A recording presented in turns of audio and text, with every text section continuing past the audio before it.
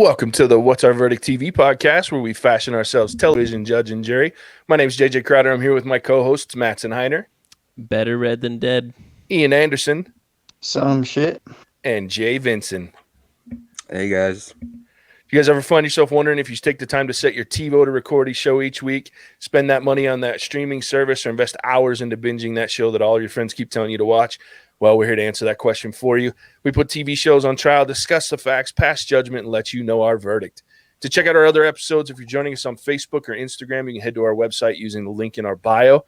If you're on YouTube, the link will be down in the description below. And you can also listen to wherever fine podcasts are found: Spotify, Apple Podcasts, Stitcher, Ghana, just to name a few. And as always, completely free to listen. Today we're reviewing Season 2, Episode 3 of The Mandalorian, the Heiress. So spoilers are about to ensue. So if you haven't watched the episode, pause now. Come back and watch us after we recorded live. Go watch the episode first.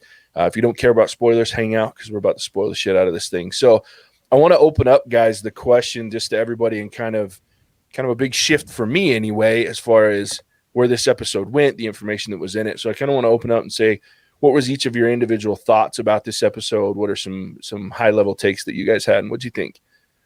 Sure, I can go first. For those that have listened, I've been kind of ragging on this season for especially the first two episodes, not really giving us much to go off of. And I know my opinion's going to vary, especially from our Star Wars guru here, JJ. Did they drop us some things? Are there some things to look forward to? Yes, but again, to me, just show me the Darksaber. We saw Moff Gideon, thankfully, through a hologram for all of it, 15 seconds. So we got teased again. And that's what this episode felt like, an even bigger teaser to me, where I want to see more of the people we're accustomed to seeing in the show. And to me, it felt like another kind of step to get to what I want to see. And there was a lot more of it. And I will concede that to JJ. I'm sure there's a ton of Easter eggs, lots of things that I didn't pick up on, not being like a massive Star Wars.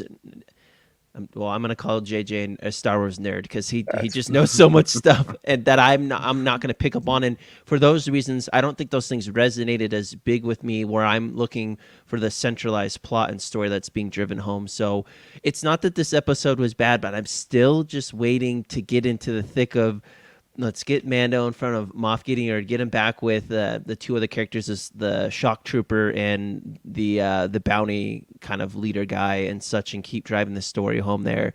That's where I want to go. But did this episode give us some more teasers and tidbits to get there? Certainly, but I'm still waiting. Fair enough. What about you, Ian? So I don't classify myself as a Star Wars nerd at all, but I thought this was the best episode yet. I think it has everything that you could possibly want, as far as there were new characters, there were lore, there was just a whole bunch of little bits added together to make this an awesome episode. The action was sweet, getting to see Mandalorians take out a bunch of not clone troopers, but Stormtroopers. Yeah, stormtroopers. Oh, dude, it was awesome, super awesome. Nice. What about you, Jay? I can't wait to see what JJ has to say about this, because honestly, I agree with Ian 100%. This is my favorite episode by far, man. The Mandalorian heist, my note on that was fuck yes, a Mandalorian heist. That's I was pulled in on the episode. I kind of knew from the beginning. I was like, shit, we're still with Mandalorian. We're probably going to continue this process. But I really had a feeling that they would tie it into the main story, which they did. So, I don't know. For me, overall, and it's crazy because my favorite episode from last season was Sanctuary, both of which directed by Bryce Dallas Howard. She's my favorite director now. She's got to do a movie. Yeah, she did a really good job. And so for me, this was also my favorite episode of the season, but I think for me, there's a lot more to it than just everything that's going on. For me, there's so many deep cuts to this, and they're setting up so many things that I've been looking forward to for this season that adds to it for me. But I do, and I kind of see, hearing Matt to talk about it, I see where you're coming from. For me, I feel like it did give us just enough to make sure that we realize there is an overall story here, and this ties to it, especially where we got to see Gideon, and he's willing to sacrifice these guys. to keep. Obviously, he's afraid of Bo-Katan because she's coming for that thing, and she had it. I'm intrigued to see how Gideon got it from her, because the last time we saw Bo-Katan, she had it, that she was being given it in the Rebels cartoon. So I'm interested to see how Gideon got a hold of it. That's a good point, Jay, because that doesn't resonate with me. But you said a key word that you're interested to see how. Show me the F how. That's what because did I like this episode? Was this the best episode? Yes, but from what we've had to compare it to, damn straight this better been the best episode, because we haven't seen a whole lot. So I agree with everything everyone is saying. I want the show me how to really show me how. Sure, and I think we'll get it. I worry about, obviously we're 3 in, we've only got 5 left. Yeah, 5 left. But I also worry, this is the kind of show that you can blow your load too early. If they try to get that climax in, then where do we go at the end, right? So if they got Gideon cutting through and we got the Darksaber all the way through this, we start to get to that point where what do we have to finish it with? And so obviously that climax, just like with first season, probably the last couple episodes, and I'm really intrigued to see. But yeah, so a lot to go over with this episode. So I have to ask you, JJ, you sent me a comment earlier talking about this episode, and something that you said was with Bo-Katan and the new Mandalorians that were introduced in this, the Night Owls, you get to see a different side of the Mandalorian culture, and some things were different. And I think your comment was the fake Mando. Talk to me about what you thought about this introduction to these new Mandalorians. Oh man, I loved it. You're JJ, by the way. I'm Jay. I Sorry. think you called me JJ a second ago. I probably did. Throws me off every time. But no. Honestly, I was very excited, and reading my notes, I forgot. But the intro had the Forger in it, and kind of reminded us of the last season. I was like so excited because I was like, "Oh shit, is she coming back?" I love that medieval bitch, man. She kicks ass. And but then throughout the episode, when she did show up and she took off the helmet, I was like, "Holy shit! Like that's not the way." You know what I mean? And I don't come from Star Wars, so I'm just like, it's crazy that I know this. And then it got me thinking, like, man, imagine the kids who only started watching this. You know, like this is a great way to teach them about honor. And then especially when they flip it, and she's like, this is the way after she changed the terms, which you don't fucking do. I was like, that's not the way, bitch. Oh man, look out! You know, I was like freaking out. And then at the very, very end, when that is why I think the next 5 episodes are going to be amazing, because I think they set us up for everything we need to get into the meat and potatoes now, because we needed to know she was looking for the Darksaber, because that's not the way either. You know what I mean? If you're not a real Mandalorian, don't go looking for that fucking Darksaber unless you got bad intent. So honestly, I loved it. It's something I would love my daughter to see, just to like learn about, like, you know, when you say something, you stick by it. You know what I mean? Absolutely. What about you two? What do you guys think of that whole introduction of a new, almost theory on Mandalorians, or how, you know, a different introduction to what might be playing out throughout the season? Well, I've been confused the whole time, because I know in other movies, or, you know, the Clone Wars or the Rebels, that Mandalorians take their helmets off. So I've been confused the whole time. And Disney make a connection for me, so this makes sense, because I was just getting frustrated with it. So I'm glad that they touched on that. And I thought it was kind of interesting that Mando like finds out he's like in a cult. So I wish I could see his face when he like realized there's other ways of following, like, or living as a Mandalorian. Yeah, and to take it to like literal worldly terms and such, we know that, I mean, there's a lot of religions. You take it sport, you can politics, sports, religion, whatever you want to call it. There's varying degrees of how devoted you are to said thing. And that's just, it was interesting to see. Well, that's the same for the Mandalorian culture. There's probably various degrees of, he seems to be a zealot towards the top, but it's funny that he probably didn't really know that, because that's just where he grew up in and what he was incubated around. And I think it's a great microcosm to us, where if we only pay attention to the voices that are around us, we don't really know sometimes where we're at on the scale. Certainly social media has changed that for us now, but probably pre-social media, you could have been here, but you're like, no, I'm moderate, I'm here. But then you get into a newer crowd, and you're like, oh like I'm weird, like I'm different. And that's what I thought. Those Mandalorians, you knew they had those looks, and they kind of looked at him different. They're probably just like, this guy, like he needs to take a chill pill. Like we can take the helmet off, we can still be Mandalorian, we can still be badass, but like, dude, like you don't have to take everything you eat with a straw. Which we never see him eat, so I don't even know what he does. No, he takes it off. Last season, he took it off during the Sanctuary episode. And he said it next to his eating in food. public, though. True. Oh yeah, he's got to eat in private all the time. Grant, I don't want to eat that chowder stuff or whatever that they glop out. The Matrix shit. It's like the shit that they eat in the Matrix. It's all the protein and essentials you need. But my mind just got blown while Ian and Davy Jones there was talking about this, because I was gonna ask, like, my note for that was, was he part of the Night's Watch? Like, you know what I mean? Like, because they called it the Watch. I just thought that he was like, I don't know. I thought it was like something like that, like the Night's Watch, which honestly you can think of them as like zealots as well, although they were right. But I had no idea it was like hinting at him being in a fucking cult. And so when they like looked at him, all of it just started making sense when you mentioned that. And so now the whole rest of the episode. Wait, has Ian or Mattson seen Rebels? Do you guys know, or like, I know Ian said he was accustomed to not seeing them without, or he was accustomed to seeing them taking off their mask, which I couldn't even imagine. No, I'm not really familiar with Rebels myself. After JJ's invitation to watch Clone Wars, I started watching it, and I just got to the Mandalorian episodes of where you like find out more about the planet, what's going on. So that's been super. That also made this episode way awesome to watch, because all this stuff started connecting between the two shows. So I've seen a little bit, but I'm only like a season in. I gotta start watching. You got to. So let me dive into a little bit of what you just mentioned, Jay. So you talked about the Watch and the Night's Watch. Well, these guys, it really blew my mind, because this was something new for me too, was this whole Children of the Watch.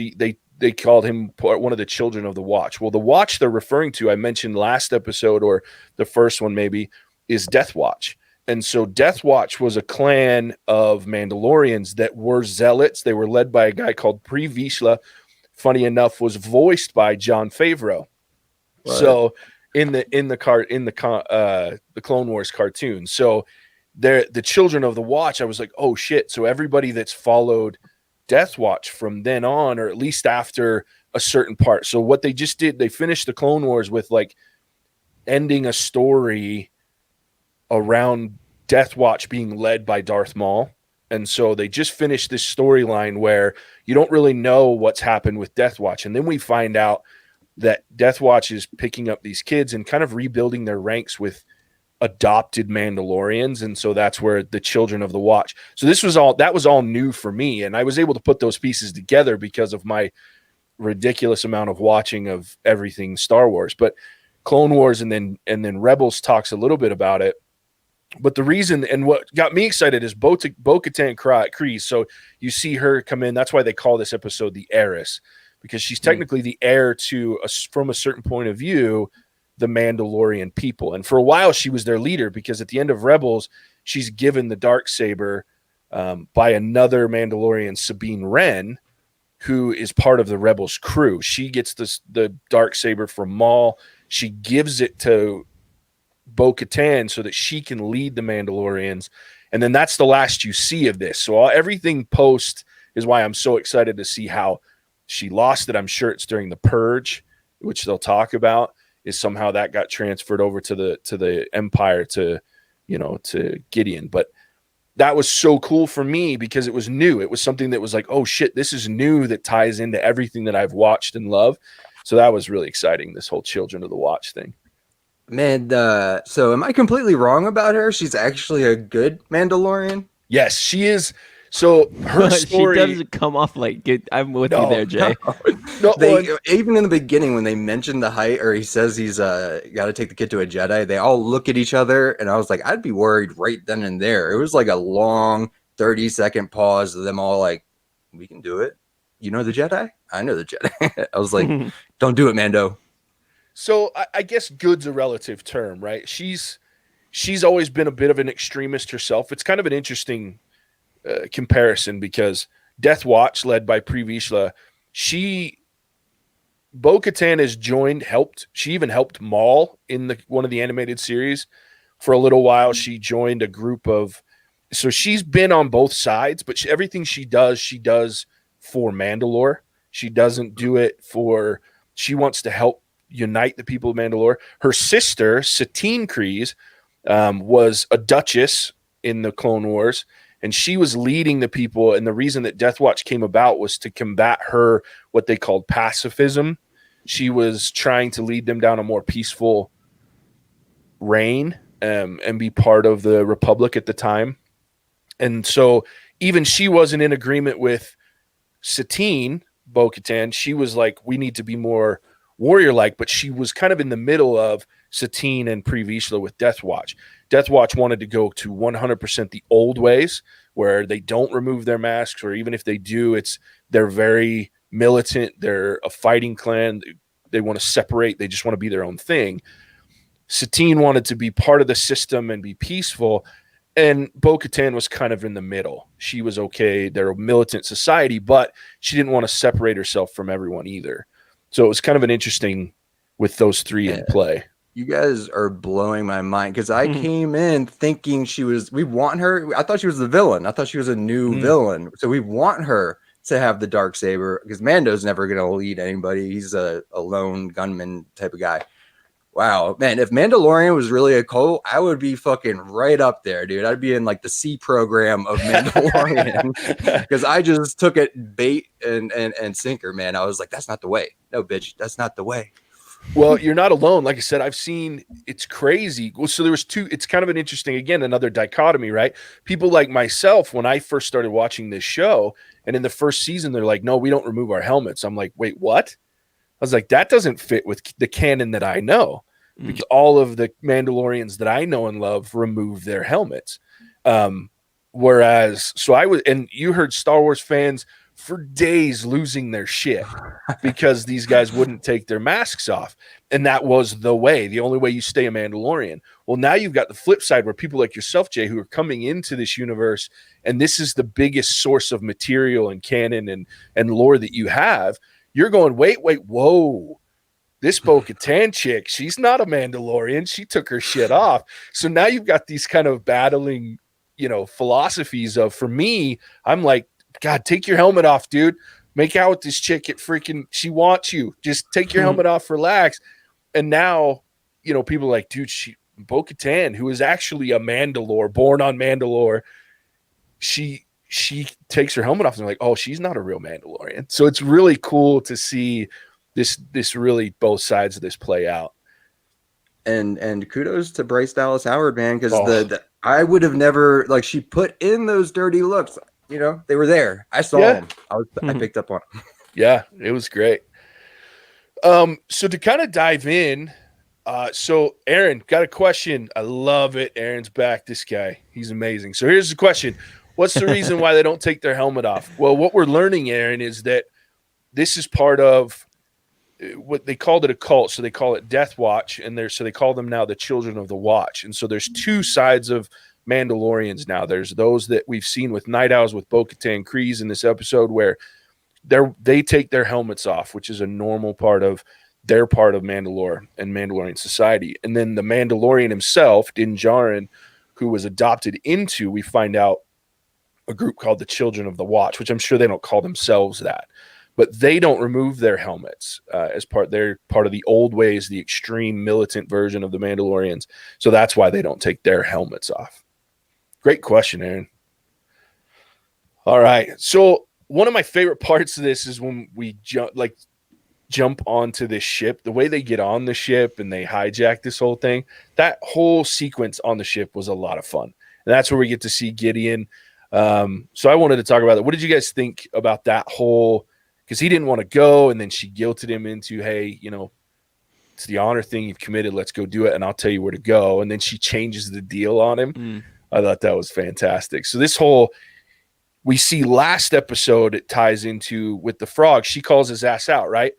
I'm not doing this. And she's like, no, you're Mandalorians. You do what you promise. And now we see she changed the deal a little bit to get what she wanted. What do you guys think about those changes, that whole ship sequence? Well, before we get into the changes necessary, that the one male Mandalorian that's not Mando, I really just I don't know what he compared the stormtroopers shooting to, but it made me laugh because they just totally ragged on him so hard, and I love that theme continues to carry, because in the previous season they had those two stormtroopers that were on the speeder bikes and trying to shoot whatever it was, and they couldn't do it, and they continue that theme forward. And I like that Star Wars can make fun of themselves leading into that scene, but to the actual scene, I mean, if we're talking about action and wanting to get into the thick of Star Wars, to me, what's iconic about Star Wars is stormtroopers and seeing those universes connect again. And it was really cool to see the Empire, albeit I believe this is like 5 years after the collapse, still look somewhat strong and still being a player within the universe, because they've still got ships. They got seemingly a lot of troops and they're I think it was just cool to see. Nice. It was a lot of fun. The action was pretty epic. As soon as it started, that was my note, was like Mando heist, fuck yes. And then it just kept, and yeah, absolutely. When the stormtroopers showed up, it was just like nostalgia, and then they got blown away. And I don't know if the guy said they can't hit a barn or it was something like that. Substituted it for like a space. Oh yeah, what? Ian got it. The broadside of the bantha. Yeah. Okay. Yeah. I was like, they're probably going to whatever it was probably like a space reference or something. What is it, bantha, JJ? It's the big creatures that we saw in the first episode with the horns on Tatooine. Okay. The big giant furry things. So they're really big. Yeah, they're huge. But yeah, man. And then, and then when she changes the terms, like, honestly, like, I'm blown away that I took it the complete wrong way, basically. I mean, that's not Mandalorian. Like, I mean, you're not supposed to change the terms. I'm pretty sure that at least that one you can't do. But it was pretty epic, pretty awesome. I mean, besides the beginning when he was landing and it just went right into the fucking ocean because it, like, what was it? It backfired at the very last second. That was my favorite part. The action here and those are my two favorite parts of the whole episode. Nice. Also, Baby Yoda with utensils. You got to give him shit with his hand because he's super cute. Yeah, the whole squid thing coming out and latching onto his face. I had a good chuckle at that. I thought that was like a face hugger from Aliens again. Right? Yeah, that was freaky. That shit was great. When Jay brings up, this is probably my biggest beef with The Mandalorian over all the episodes, is the amount of damage his ship can take and how quickly it gets rebuilt. Because it happens like multiple episodes. So, although now it looks like Ron Weasley's house, like all fucking beat up and shit. I did love the whole where he gets all mad at the Mon Calamarians or whatever, because he's mad that they put it together like almost like a fishing boat, like with fishing nets strung everywhere. That was really funny. I had a good time with that. We're not going to talk about the reason why I'm named Davy Jones today, because whatever those fishermen guys were just straight up reminded me of Pirates of the Caribbean, and I'm like, they must have just taken a page right out of that movie, and all they just I couldn't help but comment on that. No, my notes were like Jesus, do squid have that many family in real life? And like they're all dicks to Baby Yoda, man. They all want to either kill him or take him hostage or just like throw him into a fucking thing with some monster. Yeah. They wanted that Beskar steel, and I think it was pretty cool in the scene with Mando when he in the ship when he had to throw those explosive grenades. How many times his armor took a hit. And I mean, it showed to me the real value of Beskar, because you can get hit a bunch of times, and apparently it doesn't do a thing to the armor for the amount of damage that those blasters have. So I was like, okay, wow. He was like Derrick Henry, dude. He was fucking. He made it like 50 yards and then came down. I mean, it was pretty cool when he was in the water and he couldn't swim. You know what I mean? Because he would just drop. He had to like hold himself up. So it's crazy. Yeah. So those species that look like the squid, those are called Quarren. They were introduced in the original trilogy, and they've been throughout ever since. Or not the original trilogy, but the prequel trilogy, and they've been throughout for a while. So call him Davy Jones. Yep. So Ian, I'm going to open it up to you because I know you got questions. I know you love the lore, or have we answered them all? I feel like we answered most of them with our spiel for. I have a question. How do you say her name again? Bo-Katash? Is that how you? Bo-Katan. Bo-Katan. My apologies. No, you're good. The dark saber in connection to her. Is that truly a Jedi weapon, or is it like a Jedi look? I want to know a little bit more about the lore behind that. Sure. So the Jedi and the Mandalorians have almost always been at odds together because, again, the Mandalorians have always been a militant society. Jedi have always been a peacekeeping core, at least when they were originally founded. For the most part, they're all about peacekeeping. So they were kind of at odds quite a bit, and there's only ever been one Mandalorian Jedi in history that we know of, at least in canon so far. And that Jedi built the dark saber for himself. And then he left the Jedi Order and led the Mandalorian people. He became the first leader that they called the Mandalore.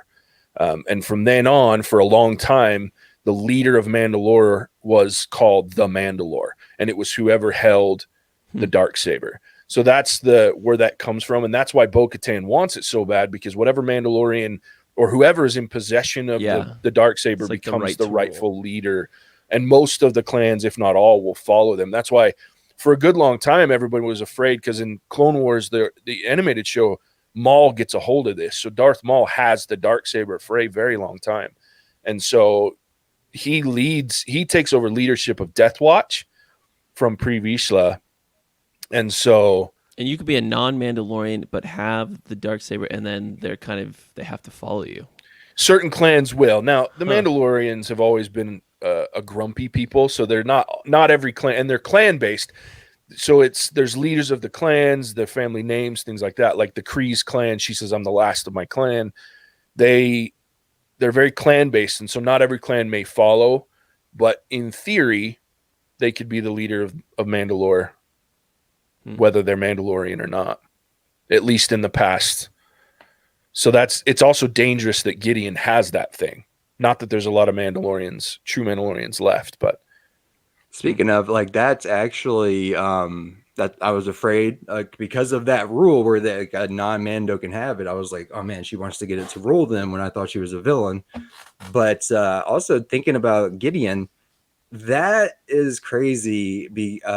We've talked about how they had some issues, Pedro Pascal and Jon Favreau. And Jon Favreau said they were going to maybe in season 2 look at other characters. And we talked about that a few times. And I think the thing that's disappointing about this episode is that now that we've been introduced to Gideon, because my question was going to be, what do you think he's doing? We are disappointed that we're not seeing where he is. You know what I mean? Mm-hmm. And so, yeah, we want him to go ahead, do a whole episode on Moff Gideon. Please get us to lead up his timeline from the last season to now, and then make it happen. Like, that would be badass. Hey, Jay, can I just say, let's just hope episode 4. That's like, I just want to see the other side of the table. There's all these other people that we had in season 1. We just haven't seen what they've been doing, and I think that's a little bit more of what I want to see instead of these really cute Baby Yoda side quests. Like, give me some meat and potatoes. Mm-hmm.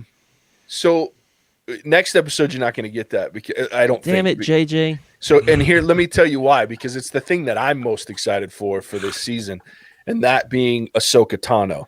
So Bo-Katan tells him, "Oh, she is my favorite addition to the Star Wars world." When they did the animated series, they introduced her. So I'll tell you a little bit about her, because she's my favorite character that they're introducing. When I heard they were doing it, like, I lost my shit that they were bringing her into live action. So Ahsoka Tano, who Bo-Katan told him to find and say, Bo-Katan sent you. Mm-hmm. She made her debut in the Clone Wars intro movie. So the series has a 2-part intro movie. They showed in theaters as 1 part. She was the Padawan to Anakin Skywalker.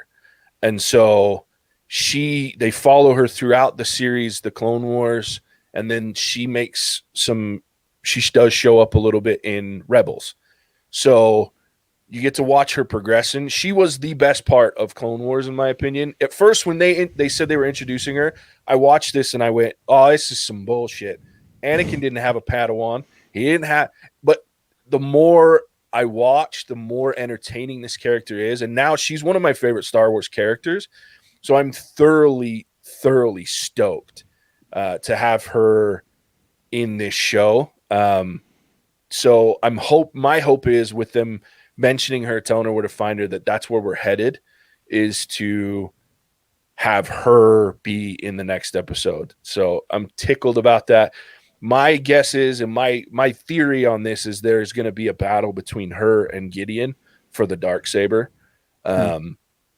to try to collect that back for Bo-Katan. So yeah, I'm absolutely thrilled to have Ahsoka in live action. Yeah, cannot wait. I remember you saying so, and I thought Bo-Katan was the girl you were talking about. I was like, oh shit, JJ's gonna be thrilled. Like they finally got to her, but they haven't. But is Bo-Katan, has she never been on screen? Is she only, or not on screen, but live action? No, she is the first actual, besides a droid from Rebels, she's the first actual live action character from the cartoons, the animated series. Nice. So she's the first, and then Ahsoka will be the next. And then, so we saw Sasha Banks. She was one of the Mandalorians that had the hood on and was looking at him through on the port. And I was hoping that she was going to play Sabine Wren, though I was perfectly happy with how she ended up just being part of the Night Owls, Bo-Katan's Night Owl. So that was cool to see Sasha Banks. She was pretty fun. But yeah, Rosario Dawson is playing the live action version of Ahsoka Tano, which is cool. She does have a similar look from, like, if you were to compare a cartoon to a live action, there's a similar look there. I was a little disappointed. Ashley Eckstein voices her and does an amazing job voicing her. I was hoping they would cast her live action, but if there's got to be someone else, Rosario Dawson's great. So I'm excited for that. Do we know the name of the next episode to gauge whether it's going to be your version, or maybe they will back up and start with Gideon? I don't know. Let's see if we have. Let me use this lovely tool that is Google. Which, honestly, like, I don't get any of the titles besides Sanctuary, I guess, maybe. But so, like even if you read it to me, you could probably figure out what it's going to be about more than I could. Sure. True that. So I'm not able, just off a quick look, to find Chapter 12's name. So I couldn't tell you. I know that it was directed by Carl Weathers. So the other thing that we may see is them pulling in Grief Karga and Cara Dune. So we may see something with them. Maybe he goes and gets them to go help him find this Jedi, Ahsoka, or maybe not. I don't know. But I'm excited to see what happens with that. So with the title, I got excited. So the title, to kind of your point, Jay, the title for me, when I opened up the app at 1 a.m. here in Utah to watch this on Friday morning at 1 a.m. When does it release, though? 1 a.m. in Mountain Time. So Jeez. It would be on what day? Friday is when it comes out officially, but it's available 1 a.m. Mountain Time. That's so 3 a.m. for you, Jay. So just watch it when you wake up. Yeah, I honestly, I watch before we do this so that I can be fresh. Gotcha. But I was worried. I'm glad that they didn't release the whole season now, because I was gonna do it 1 week at a time. Yeah, so it makes it a lot easier. Yep, that's one cool thing about Disney Plus, is they're doing everything episodically, which is fun. Yeah, so when I opened up the app and I saw the title was The Heiress, I knew we were going to see Bo-Katan, because I knew she was going to be in the series. And again, she is technically, from one point of view, the heir to the Mandalorian throne. So, yeah. Man, dude, my mind has been warped like this whole show, man. I'm just like, you could go back earlier and do like a little gif of my face, because I was like, holy shit, when you guys mentioned like what she was about. Damn. Yeah, well, sorry. I hope she does get it then. Yeah, me too. I love Bo-Katan, and I love that the actress that plays her in the live action is the same one that voices her in the cartoons. So that's a pretty cool tie-in as well for her. All right. Well, I'd say we've covered the hell out of this episode. This has been a lot of fun for me. I can't wait for next week. Mattson, why don't you tell everybody where they can find us?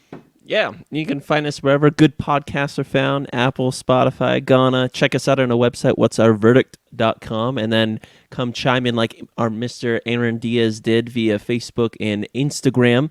We do these every week, same time, 1:30 Mountain Standard Time. Give us a look. We're excited for the next episode, and check out our movie podcast as well. Sweet.